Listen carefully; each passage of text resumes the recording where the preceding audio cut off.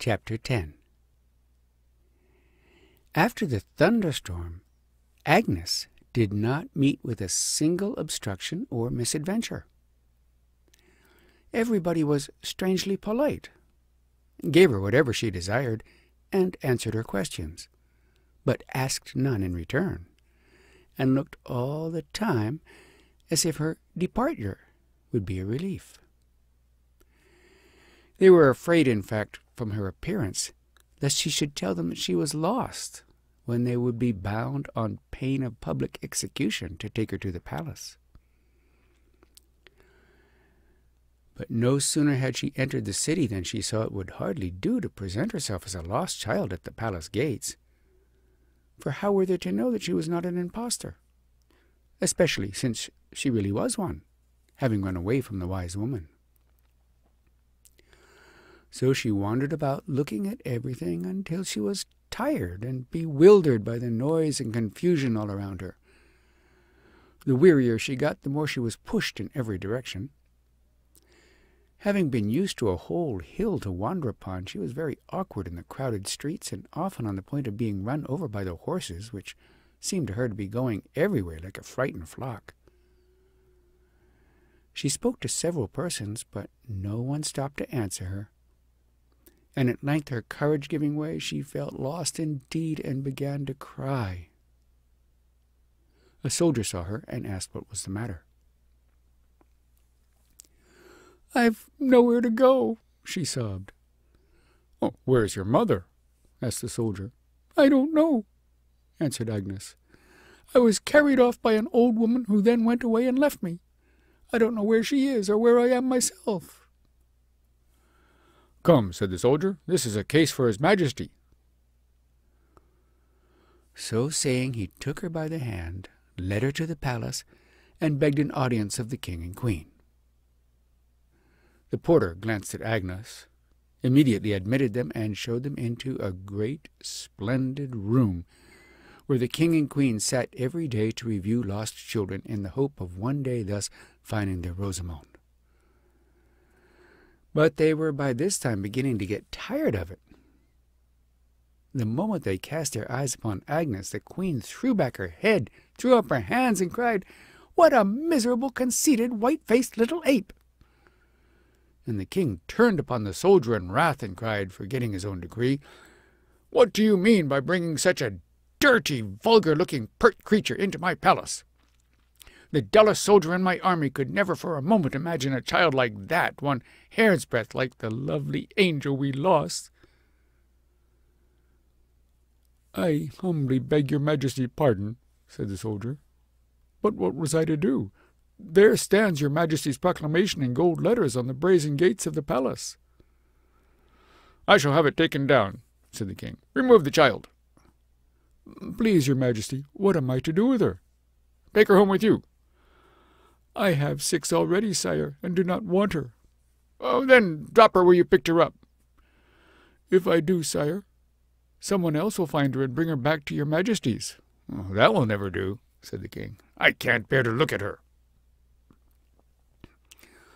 "For all her ugliness," said the queen, "she is plainly lost, and so is our Rosamond."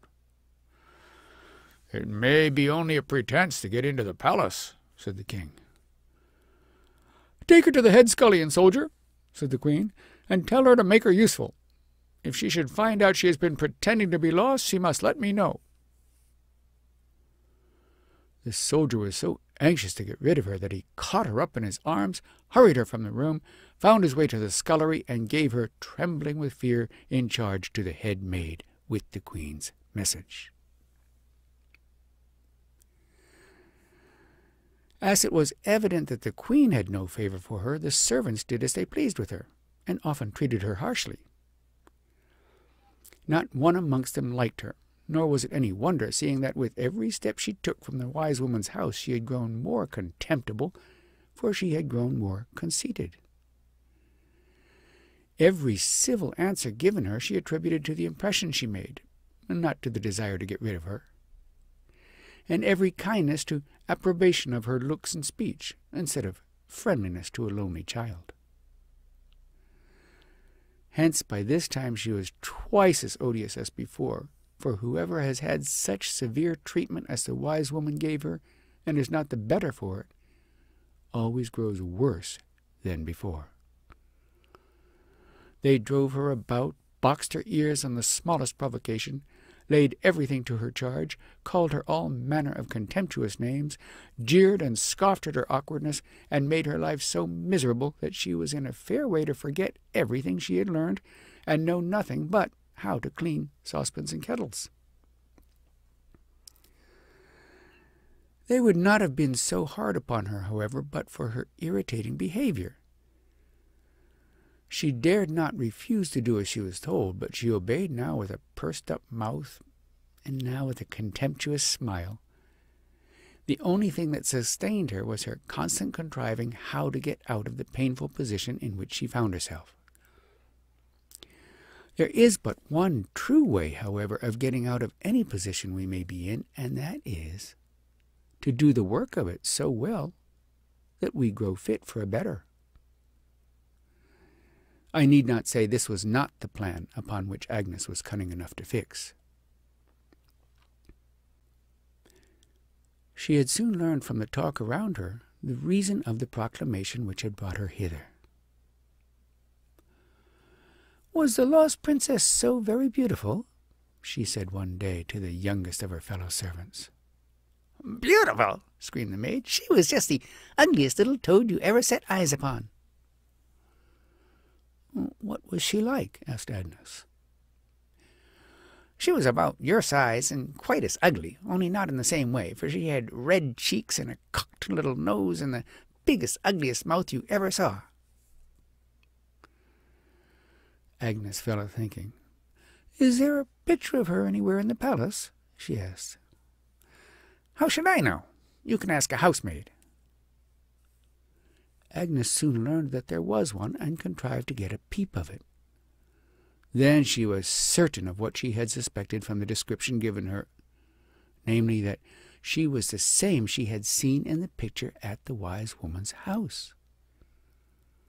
The conclusion followed that the lost princess must be staying with her father and mother, for assuredly in the picture she wore one of her frocks. She went to the head scullion, and with a humble manner but proud heart begged her to procure for her the favour of a word with the queen. "A likely thing indeed," was the answer, accompanied by a resounding box on the ear. She tried the head cook next, but with no better success, and so was driven to her meditations again, with the result of which was that she began to drop hints that she knew something about the princess. This came at length to the queen's ears, and she sent for her.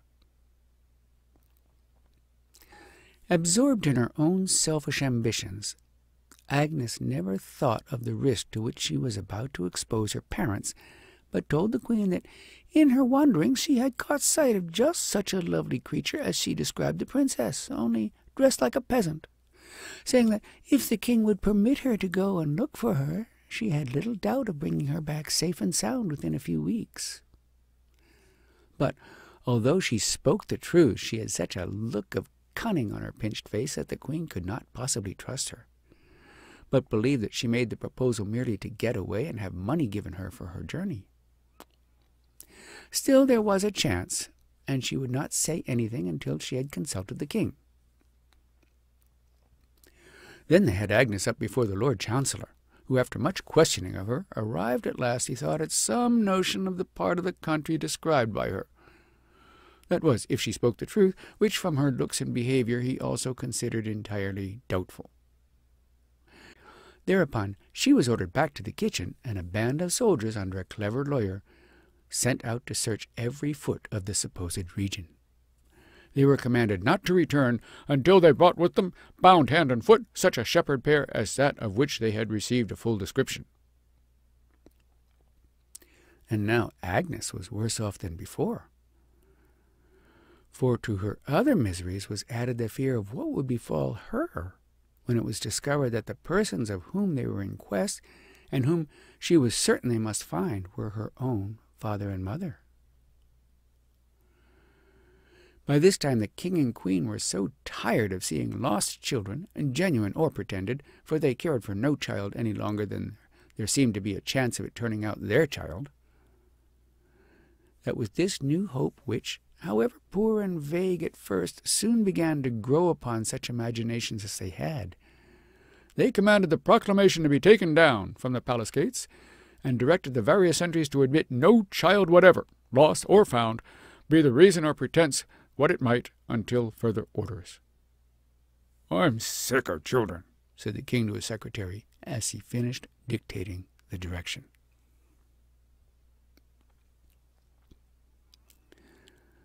Chapter 11.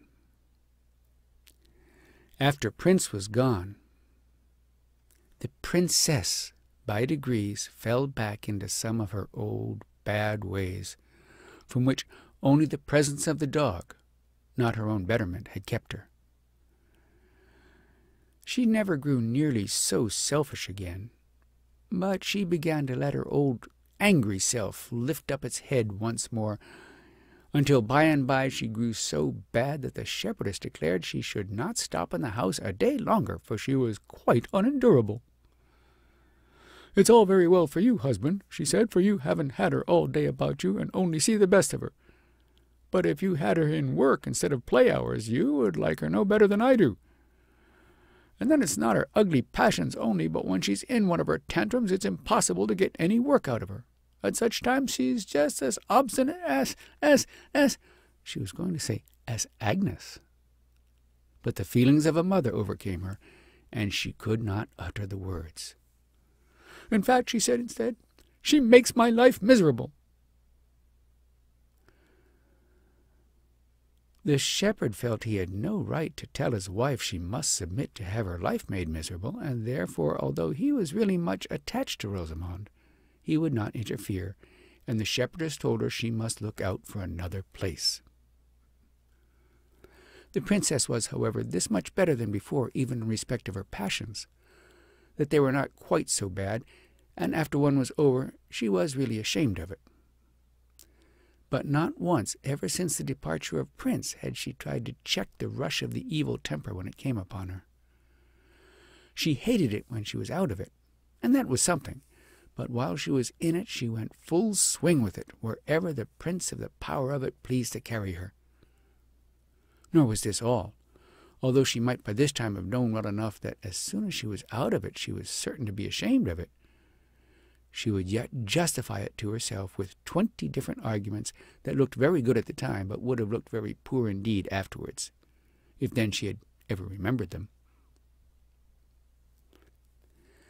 She was not sorry to leave the shepherd's cottage, for she felt certain of soon finding her way back to her father and mother, and she would indeed have set out long before, but that her foot had somehow got hurt when Prince gave her his last admonition, and she had never since been able for long walks, which she sometimes blamed as the cause of her temper growing worse.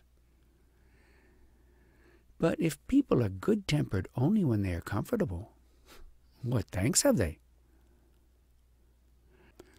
Her foot was now much better, and as soon as the shepherdess had thus spoken, she resolved to set out at once and work or beg her way home. At the moment she was quite unmindful of what she owed the good people, and indeed was as yet incapable of understanding a 10th part of her obligation to them. So she bade them good-bye without a tear, and limped her way down the hill, leaving the shepherdess weeping, and the shepherd looking very grave. When she reached the valley, she followed the course of the stream, knowing that it would lead her away from the hill where the sheep fed, into richer lands where were farms and cattle. Rounding one of the roots of the hill, she saw before her a poor woman walking slowly along the road with a burden of heather upon her back, and presently passed her, but had gone only a few paces farther when she heard her calling after her in a kind old voice, "Your shoe-tie is loose, my child." But Rosamond was growing tired, for her foot had become painful, and so she was cross, and neither returned answer nor paid heed to the warning.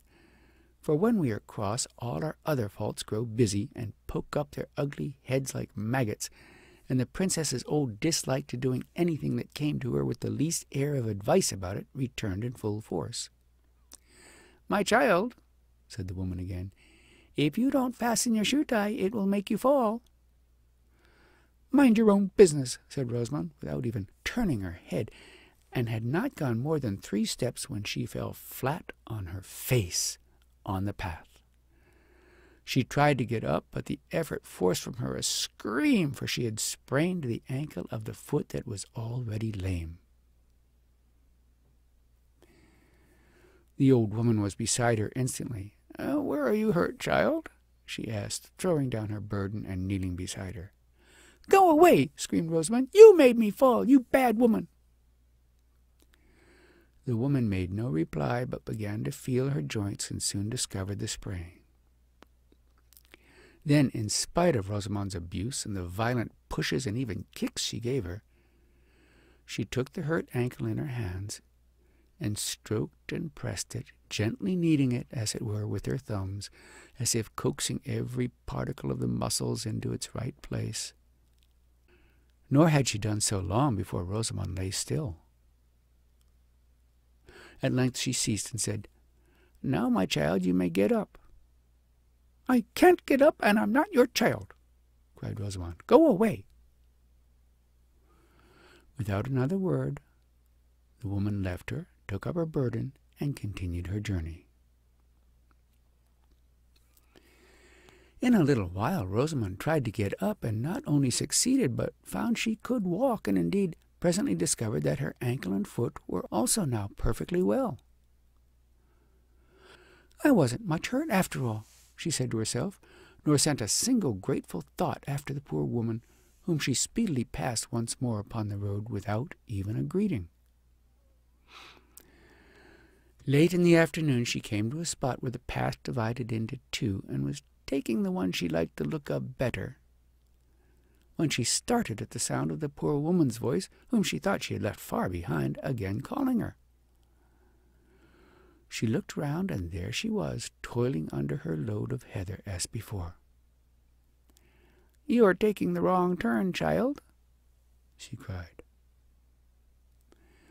"How can you tell that?" said Rosamond. "You know nothing about where I want to go."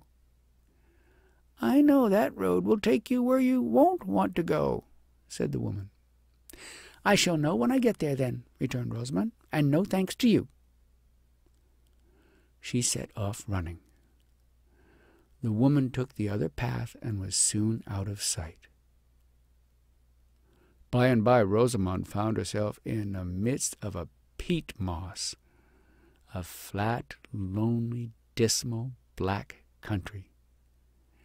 She thought, however, that the road would soon lead her across to the other side of it among the farms, and went on without anxiety. But the stream which had hitherto been her guide had now vanished, and when it began to grow dark, Rosamond found that she could no longer distinguish the track.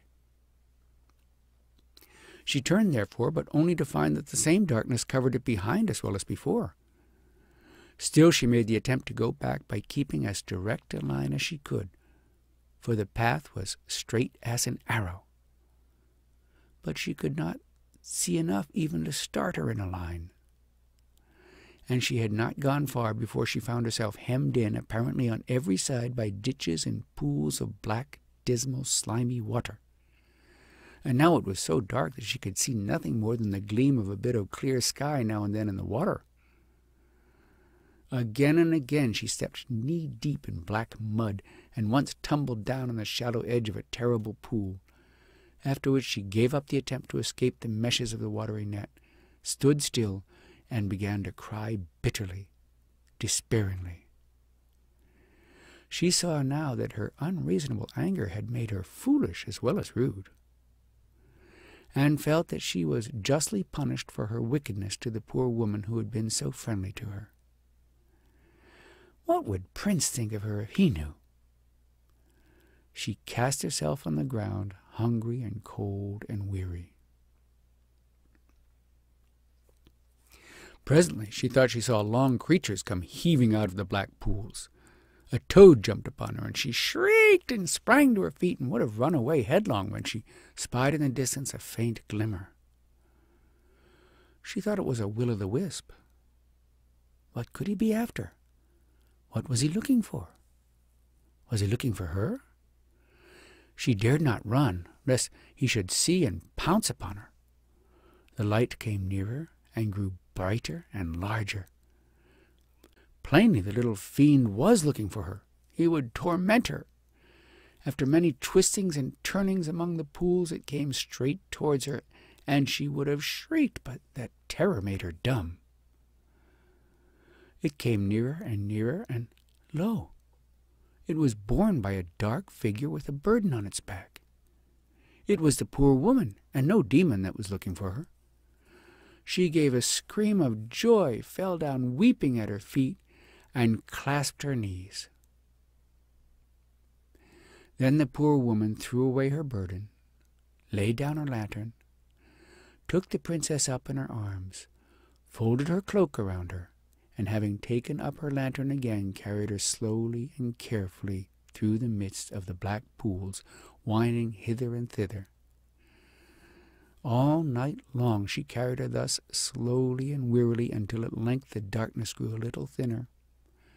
An uncertain hint of light came from the east, and the poor woman, stopping on the brow of a little hill, opened her cloak and set the princess down. "I can carry you no farther," she said. "Sit there on the grass till the light comes. I will stand here by you." Rosamond had been asleep. Now she rubbed her eyes and looked, but it was too dark to see anything more than that there was a sky over her head. Slowly the light grew until she could see the form of the poor woman standing in front of her. And as it went on growing, she began to think that she had seen her somewhere before, till all at once she thought of the wise woman, and saw it must be she. Then she was so ashamed that she bent down her head and could look at her no longer. But the poor woman spoke, and the voice was that of the wise woman, and every word went deep into the heart of the princess. "Rosamond," she said, "all this time, ever since I carried you from your father's palace, I have been doing what I could do to make you a lovely creature. Ask yourself how far I have succeeded." All her past stories since she found herself first under the wise woman's cloak arose and glided past the inner eyes of the princess, and she saw and in a measure understood it all. But she sat with her eyes on the ground and made no sign. Then said the wise woman, "Below there is the forest which surrounds my house. I am going home. If you pledge to come there to me, I will help you, in a way I could not do now, to be good and lovely. I will wait you there all day, but if you start at once, you may be there long before noon. I shall have your breakfast waiting for you. One thing more, the beasts have not yet all gone home to their holes, but I give you my word, not one will touch you so long as you keep coming nearer to my house." She ceased. Rosamond sat waiting to hear something more, but nothing came. She looked up. She was alone. Alone once more, always being left alone because she would not yield to what was right. Oh, how safe she had felt under the wise woman's cloak! She had indeed been good to her, and she had in return behaved like one of the hyenas of the awful wood. What a wonderful house it was she lived in, and again all her own story came up into her brain from her repentant heart. "Why didn't she take me with her?" she said. "I would have gone gladly," and she wept. But her own conscience told her that, in the very middle of her shame and desire to be good, she had returned no answer to the words of the wise woman. She had sat like a tree stump and done nothing. She tried to say there was nothing to be done, but she knew at once that she could have told the wise woman that she had been very wicked and asked her to take her with her. Now there was nothing to be done. Nothing to be done, said her conscience. Cannot you rise and walk down the hill and through the wood? But the wild beasts! There it is. You don't believe the wise woman yet. Did she not tell you the beasts would not touch you? But they are so horrid. Yes, they are, but it would be far better to be eaten up alive by them than live on, such a worthless creature as you are. Why, you are not fit to be thought about by any but bad, ugly creatures. This was how herself talked to her. And that's the end of chapter 11, and I'll see you in chapter 12.